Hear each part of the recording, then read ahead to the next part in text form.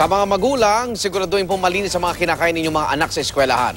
Sa San Carlos, Pangasinan, 110 estudyante ang nalason umano ng kinain nilang candy na hinina ng expired na. Saksi si Alfie Tulagan ng GMA Dagupan.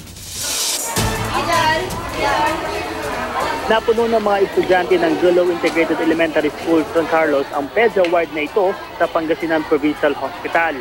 Ang mga hindi na-accommodate doon, dinala naman sa ibang ospital. 110 estudyante ng eskwelahan ang na-ospital matapos magsuka, mahilo at sumakit ang tiyan. At ang ituturo nilang dahilan, Hindi po. So yung mga malalayong kondisyon, dinadala dito sa treatment room kung saan nilalagyan ng swero yung mga bata. Habang yung iba ba naman na hindi naman gaanong malala yung kanilang kondisyon, dinadala naman sila sa isolation room para obserbahan ng 6 na oras. kwento ng mga bata, nabili raw nila ang candy sa labas ng eskwelahan bago mag-flag ceremony kanina. Yung mga talaga, ang nakain nila is isang box, may 2 boxes.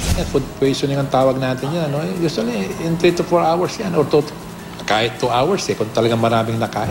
Inala ng mga bata, expired ang nakain nilang candy. Pero hindi agad ito nakumpirma dahil tampered o nalukot na raw ang candy wrapper. Kaya kumuha ng sample ang City Health Office at dinala sa Food and Drug Administration Region 1 para masuri. Natukoy na raw ng Department of Education ang tindahan na sinasabing binilhan ng candy. Kinausap na raw nila ang may-ari habang hinihintay ang resulta ng investigasyon. Paulit-ulit na payo ng mga eksperto sa magulang ng mga bata. Importante, yung tingnan nila na yung sinusubo natin ay talagang malinis. Ako si Alfie Tulagan ng inyong saksi.